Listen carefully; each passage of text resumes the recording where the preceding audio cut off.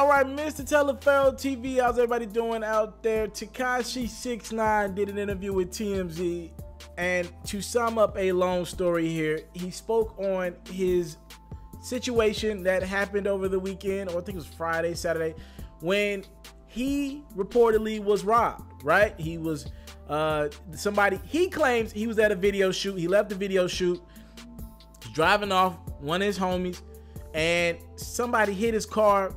Next thing you know, he ends up in the back of a car or whatever.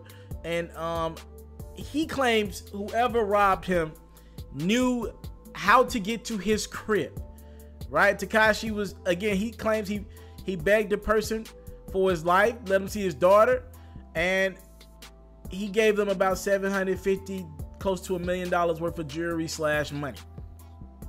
I'm listening to Tekashi talk, and this is not the young, boisterous teen rapper that we heard a few months ago, 8 to 12 months ago. This is a guy who's the boy who cried wolf, and he called himself that. He said, "I'm the boy who cried wolf. Nobody's gonna have sympathy for me." You know, Tekashi, I would like to tell you this, because you use the word troll a lot. You say you like to troll. In my world, I don't believe Tekashi has ever trolled myself. When I think of the definition of trolling, I think something that people believe. I think something that I believed, and I was fooled when I found out that it wasn't true. I never believe anything out of Tekashi's mouth. I said that to say, yo, there's a lot of people out there that just don't believe this story.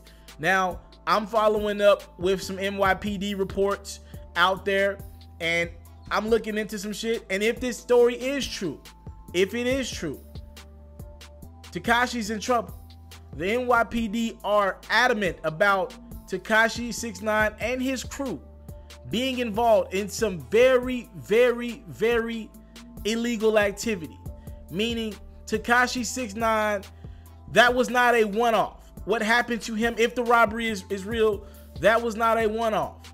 That was a situation in which people knew Tekashi, knew how to get to him, knew where he'd be, and it stems from the fact of there's gang activity going on in them Brooklyn streets. You know, the first thing that stood out to me about that situation was I've never seen anyone get robbed and live to tell their story. Somebody take you to their crib, they just let you just find a way out of a car and they just leave it at that. They get away with the money. I've never seen anything like that. Well, the NYPD claims this story only makes sense as if Tekashi knew what was going on. Somebody set him up. Meaning somebody paid somebody on his team to set him up. This was a warning to Tekashi. That's what the NYPD is saying. They're saying this situation is very real. They're saying something really did happen to Tekashi. He won't cooperate with police. Here's what I don't understand. He won't cooperate with police, but he went on TMZ and told the whole story. Makes absolutely no sense, by the way. If you say you're not snitching, you want to keep it in the street. The point of not telling the police was you don't want anybody to know what happened. You don't want it to get out that you're telling the story of what happened. And he went on TMZ and told the same story as if the police are not just going to listen to the statement he gave to TMZ. Right? So a couple of things are going on. NYPD claims this situation is real. They claim Tekashi 6ix9ine. They said this, a source over at the NYPD. They'd be surprised if Tekashi makes it through 2018.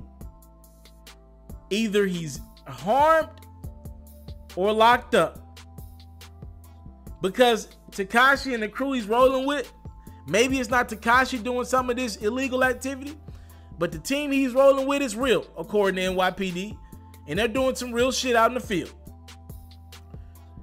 Thank y'all for the time, love, and support. I don't take it for granted. Again, Tekashi claims he believes this was an inside job.